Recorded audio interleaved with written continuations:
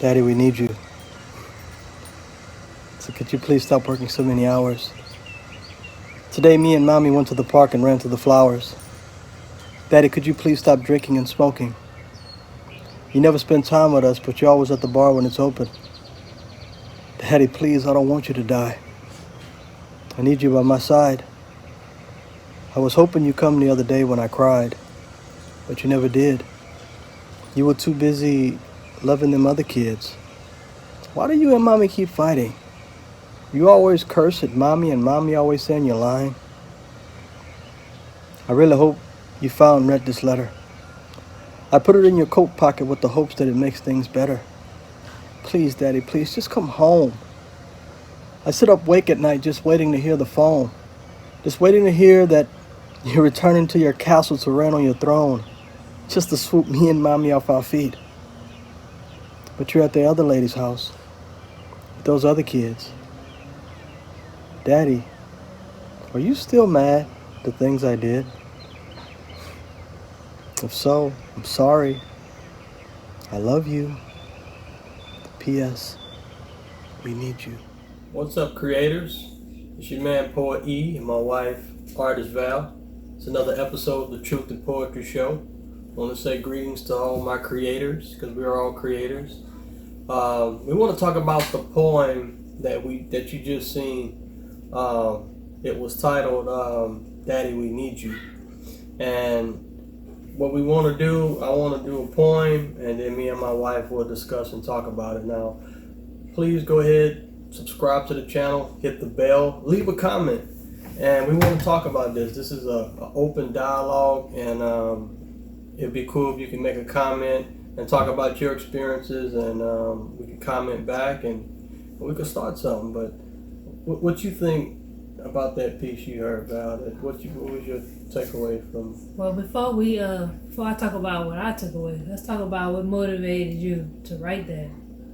Well, I remember working nights and being away from you and the kids. How much it was straining on me just to be away. We were literally passing each other's up. While they would be sleeping, I would be at work. When I come home, they sleep. Or they at school. Or they at school. And then when they get off of school, I'm going to work. So it was hard. And, you know, my hat goes off to all you parents out there that's working 2-3 jobs. I get it, man. I mean, it's hard. You got to do what you got to do.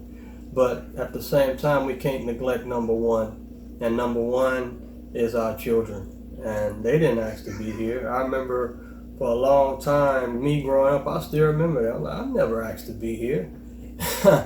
You know, just going through some of the hardships that I went through at the time, and just seeing how it just seemed like it was a burden to my parents that I was there, because they wanted to do their thing. And at times, us as parents, you know, we want to do our own thing and stuff like that. And, you know, we got young kids, but I think it's the strength of parents to say sacrifice that brings about a good solid foundation and brings about a good strong family, you know.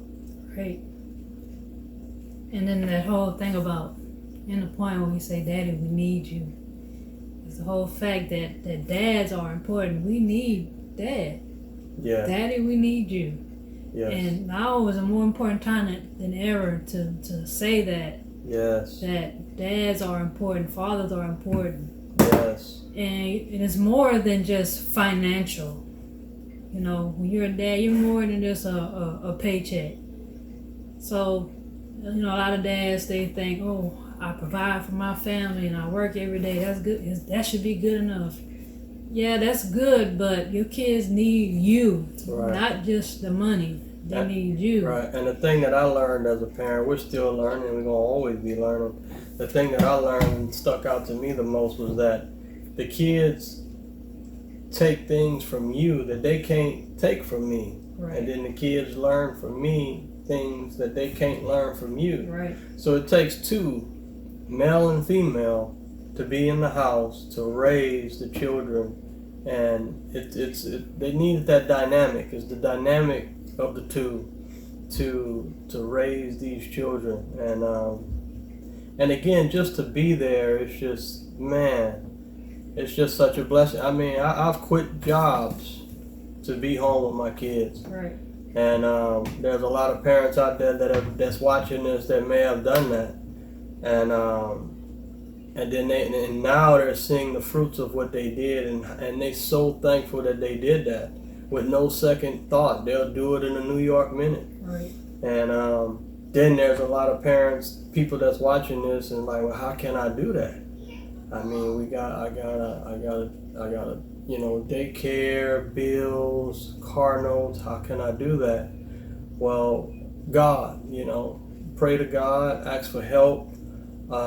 There's a way that we can do that. We can make time. We have to want to make time, and that's the takeaway I want you all to have from this point, is that our kids needs us, and we got to figure out a way to be there more.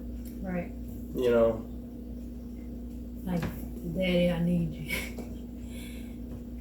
That's a good message.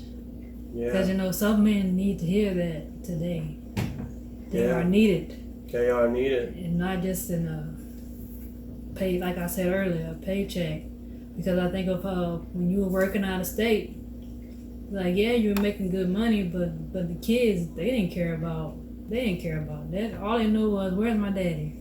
When daddy's coming back home? It makes me think how we said a while back, the only thing a kid remembers is who was there. Right, who spent the most Who time? spent the most time? Who did what with them? They not gonna care about who bought this and who bought that, who paid this bill, who paid that bill. They remember who was there, and as you and I know, we remember. I still remember who was there and who wasn't there when I was a young kid, and it still strikes my heart today, just the thought of it.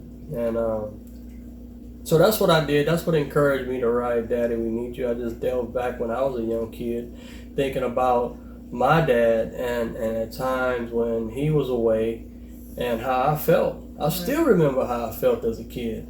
I still remember saying to myself, I will never be that when I grow up.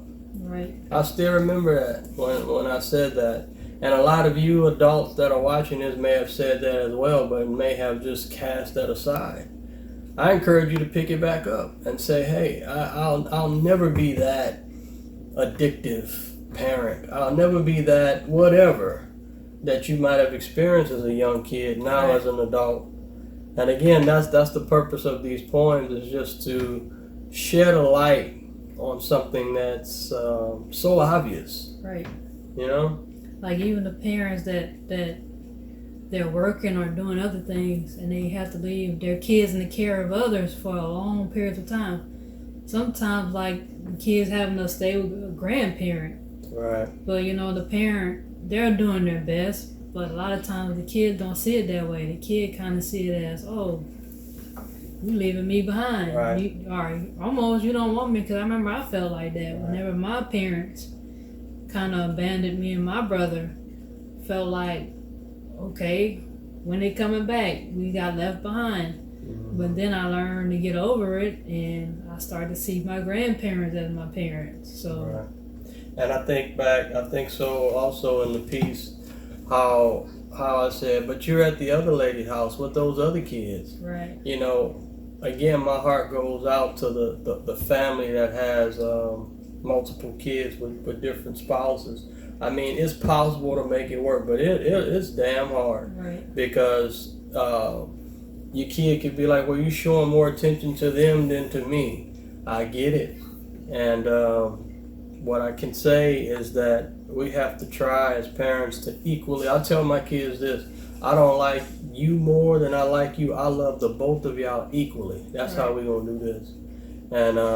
And just that one-on-one time with each kid helps too. You don't have to be all frequently, but just that one-on-one. And most importantly, communication. Young kids, right, they need to know. They understand better better than we think. And just us communicating to them, hey, I'll be over here, but listen, Daddy gonna be right back. Don't worry. I mean, I love you. I hadn't forgot about you. Listen, I'm gonna call you or whatever. And the thing I've learned as a parent is, like, if you say something to your kid, you better keep your, because they're gonna remind you. Right. them babies gonna remind you of what you promised them or what you said, and the more we as parents keep saying, "Oh, never mind. Oh, I forgot." Man, you break your word with your Or kid. another thing, or they understand. Right. Like without having to explain something to them, like how you went away, you talk to the kids and me every day. Like you didn't ignore us and be like, well, they understand I'm working, so I don't have to call them every day. But you made a point to communicate with us every day, and that made it more easier for us with you being gone. The fact that you stayed in contact with us daily. Right. And again, folks, it's a challenge, especially those with blended families, and it's hard, but it's possible. That's one thing Right, that I would work. say. It's work. Like all relationships are work. It's work, and We gotta put in the work. yeah.